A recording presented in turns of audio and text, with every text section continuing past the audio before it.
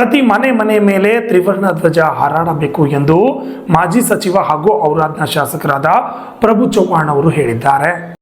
ಔರಾದ್ ತಾಲೂಕಿನಲ್ಲಿ ಹರ್ ಘರ್ ತಿರಂಗಾ ಅಭಿಯಾನದ ನಿಮಿತ್ತ ಬಿಜೆಪಿ ಔರಾದ್ ಬಿ ಮಂಡಲದ ವತಿಯಿಂದ ಆಗಸ್ಟ್ 14ರಂದು ಪಟ್ಟಣದಲ್ಲಿ ತಿರಂಗಾ ಬೈಕ್ ರ್ಯಾಲಿ ಅದ್ದೂರಿಯಾಗಿ ಜರುಗಿತು. ಪಟ್ಟಣಾದ್ಯಂತ ತ್ರಿವರ್ಣ ಧ್ವಜಗಳನ್ನು ರಾರಾಜಿಸಲಾಯಿತು. ಶಾಸಕರಾದ ಪ್ರಭು ಚವ್ಹಾಣ್ ಅವರು ಔರಾದ್ನ ಆರಾಧ್ಯ ದೈವ ಶ್ರೀ ಅಮರೇಶ್ವರ ದೇವಸ್ಥಾನದಲ್ಲಿ ವಿಶೇಷ ಪೂಜೆ ಸಲ್ಲಿಸಿ ಮಾಜಿ ಸೈನಿಕರಿಗೆ ಸನ್ಮಾನಿಸಿದ ನಂತರ ರ್ಯಾಲಿಗೆ ಚಾಲನೆ ನೀಡಿದರು. ರ್ಯಾಲಿಯ ಶ್ರೀ ಅಮರೇಶ್ವರ ದೇವಸ್ಥಾನದ ಹತ್ತರಿಂದ ಹೊರಟು ಡಾಕ್ಟರ್ ಚನ್ನಬಸವ ಪಟ್ಟದೇವರು ವೃತ್ತ, ಕನ್ನಡಾಂಬೆ ವೃತ್ತ, ಬಸವೇಶ್ವರ ವೃತ್ತ, ತಹಸೀಲ್ ಕಚೇರಿ, ಪತ್ರಿಸ್ವಾಮಿ ಕಾಲೇಜು, ಎಪಿಎಂಸಿ ವೃತ್ತದ ಮಾರ್ಗವಾಗಿ ಬಿಜೆಪಿ ಕಚೇರಿಗೆ ಬಂದು ಕೊನೆಗೊಂಡಿತು.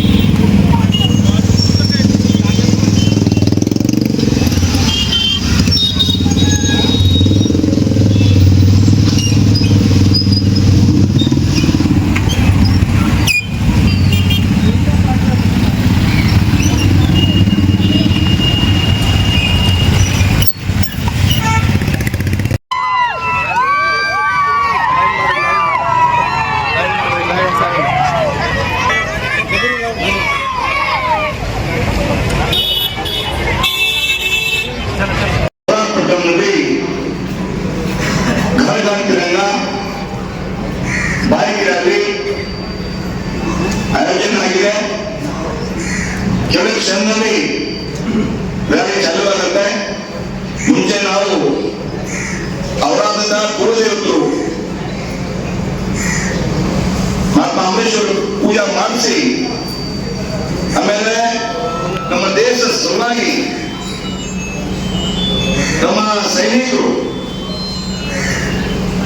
ನಮ್ಮ ದೇಶ ಇತಿಹಾಸ ಇದೆ. ನಮ್ಮ ತಿರಂಗ ಯಾತ್ರೆ ಯಾಕೆ ಮಾಡ್ತಾ ಇದ್ರಿ? ಉದ್ದೇಶ ಏನು? 3 ವರ್ಷದಿಂದ ದೇಶದ ಹೆಮ್ಮೆ ಪ್ರಧಾನಮಂತ್ರಿ ನರೇಂದ್ರ ಮೋದಿಜಿ ಅವರು ಸ್ವಾತಂತ್ರ್ಯ ಯಾವ ತರ ಸಿಕ್ಕಿದೆ ನಮ್ದು, ಈ ಸೈನಿಕರು ಟ್ಯಾಗ್ ಪ್ರಧಾನ ಆಗಿದೆ, ಅವ್ರು ನೇಪ್ ಮಾಡಬೇಕು, ಬರಿಗೆ ಈ ಪ್ರಚಾರ ಆಗಬೇಕು. ಅದಕ್ಕಾಗಿ ಪ್ರಧಾನಮಂತ್ರಿಜಿ ಅವರು 3 ವರ್ಷದಿಂದ ಘರ್ ಘರ್ ತಿರಂಗಾ ಯಾತ್ರಾ, ಪ್ರತಿ ಮನೆಗೆ ಯಾತ್ರಾ ಮುಡಬೇಕು, ಮನೆ ಝಂಡಾ ಕಟ್ಟಬೇಕು. ಈ ತರ ಸೈನಿಕರು ನಿನ್ನೆ ಒಂದು ತಾವು ನೋಡಿದ್ರಿ, ಒಂದು ಸೈನಿಕರು ಕೆಲಸ ಮಾಡ್ತಾ ಹಟ್ಟೆಗಾಯಿತು.